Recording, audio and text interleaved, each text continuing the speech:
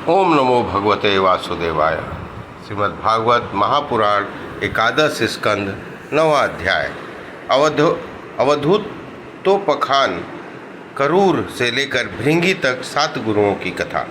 अवधूत दत्तात्रेय जी ने कहा, राजन, मनुष्यों को जो वस्तुएं अत्यंत प्रिय लगती है उन्हें इकट्ठा करना ही उनके दुख का कारण है।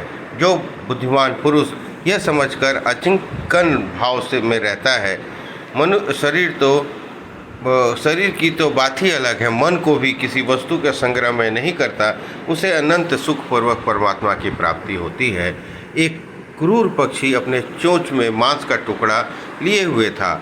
उस समय दूसरे बलवान पक्षी जिसके पास मांस नहीं था, उसे छीनने के लिए उसे घेर कर चोंच मारने लगे। जब क्रूर पक्षी ने अपनी चोंच का मांस का टुकड़ा फेंक दिया, तभी उसे सुख मिला। मुझे मान और अपमान का कोई ध्यान नहीं है और घर और परिवार वालों को चिंता होती है, वह मुझे नहीं है। मैं अपनी आत्मा में ही रमता हूँ और अपने साथ ही क्रीड़ा करता हूँ। यह शिक्षा मैंने बालक से ली है, अतः उसी के समान ही मैं भी मौज में रहता हूँ। इस जगत में 2 ही प्रकार के व्यक्ति निश्चिंत और परमानंद में मग्न रहते हैं। एक तो भोला भाला निश्चेष्ट नन्हा सा बालक और दूसरा पुरुष जो गुणातीत हो गया हो। एक बार किसी कुमारी कन्या के घर उसे वरण करने के लिए कई लोग आए हुए थे। उस समय उसके घर के लोग कहीं बाहर गए हुए थे, इसलिए उसने स्वयं ही उनका आतिथ्य किया। राजन, उनको भोजन कराने के लिए घर के भीतर एकांत में धान कूटने लगी। उस समय कलाई में पड़ी शंख की चूड़ियाँ जोर जोर से बज रही थी। उस समय उस शब्द को निंदित समझकर कुमारी को बड़ी लज्जा मालूम हुई और उसे एक एक करके सब चूड़ियाँ तोड़ डाली। तब दोनों हाथ में केवल 2 चूड़ियाँ रहने दी। अब वह धान कूटने लगी, फिर दोनों चूड़ियाँ भी बजने लगी। तब उसने एक एक चूड़ी और तोड़ दी। जब दोनों कड़ाई में एक एक चूड़ी रह गई, तब किसी प्रकार की आवाज़ नहीं हुई। रिपुदमन उस समय लोगों का आचार विचार निरखने परखने के लिए इधर उधर घूमता, मैं भी वहाँ पहुँच गया। मैंने उससे यह शिक्षा ग्रहण की कि जब बहुत से लोग एक साथ रहते हैं तब कलह होता है और 2 आदमी साथ रहते हैं तब बातचीत होती रहती है। इसलिए कुंवारी कन्या की चूड़ी के समान अकेले ही विचरना चाहिए।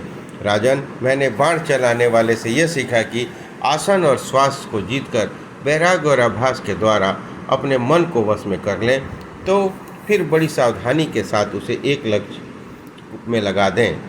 जब परमानंद स्वरूप परमात्मा में मन स्थिर हो जाता है, तब वह धीरे धीरे कर्म वासनाओं की धूल को धो बहाता है। सत्वगुण की बुद्धि में रजोगुणी और तमोगुणी वृत्तियों का त्याग करके मन वैसे ही शांत हो जाता है जैसे ईंधन से बिना अग्नि। इस प्रकार जिसका चित्त अपने आत्मा में ही स्थिर निरुद्ध हो जाता है, उसे बाहर भीतर कहीं किसी पदार्थ का भान नहीं होता। मैंने देखा था कि एक बाण बनाने वाला कारीगर बाण बनाने में इतना तन्मय हो रहा है कि उसे पास से ही एक दल बदल के साथ राजा की सवारी निकल गई और उसे पता तक न चला। श्लोक 14 से 24। राजन, मैंने सांप से यह शिक्षा ग्रहण की है कि सन्यासी को सांप के भांति अकेले ही विचरण करना चाहिए। उसे मंडली नहीं बांधनी चाहिए, मठ तो बनाना ही नहीं चाहिए। वह एक स्थान में न रहे, प्रमाद न करे, गुहा आदि में पड़ा रहे, बाहरी आचारों से पहचाना न जाए, किसी की सहायता न ले और बहुत कम बोले। वह अनित्य शरीर के लिए घर बनाने के बखेड़े में पड़ना व्यर्थ और दुख का जड़ है। सांप दूसरों के बनाए हुए घर में घुसकर बड़े आराम से अपना समय काटता है। जब मकड़ी से ली हुई शिक्षा सुनो, जब मैं सबके प्रकाशक और अंतर्मयी सर्वशक्तिमान भगवान ने पूर्व कल्प में बिना किसी अन्य सहायक के अपनी ही माया से रचे हुए जगत को कल्प के अंत प्रलय काल उपस्थित होने पर काल शक्ति के द्वारा नष्ट कर दिया, उसे अपने में लीन कर लिया और सजातीय विभाजितीय स्वगत भेद से शून्य अकेले ही शेष रह गए। तब वे सबके अधिष्ठान हैं, सबके आश्रय हैं, परंतु स्वयं अपने आश्रय अपने ही आधार में रहते हैं।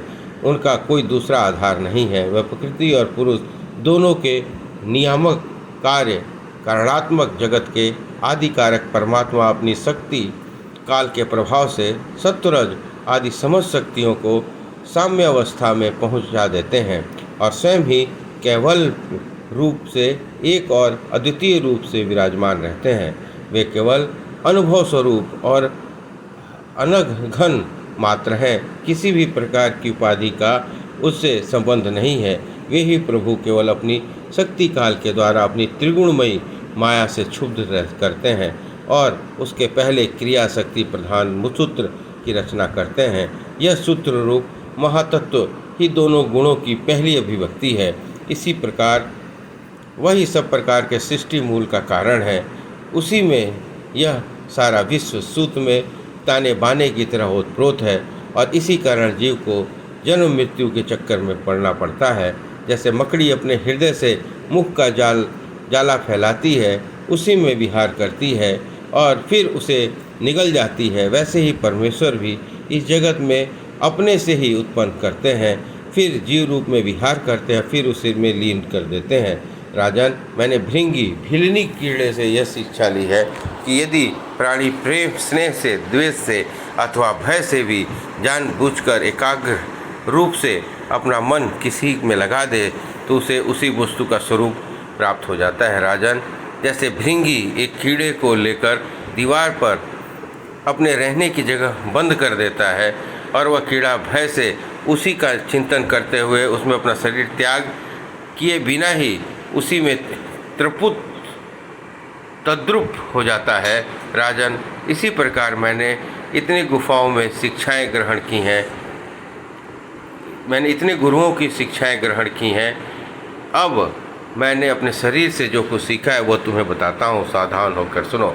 यह शरीर भी मेरा गुरु है, क्योंकि यह मुझे विवेक और वैराग्य की शिक्षा देता है। मरना और जीना तो इसके साथ लगा ही रहता है। यह शरीर को पकड़ रखने का फल है कि यह है कि दुख पर दुख भोगते जाओ।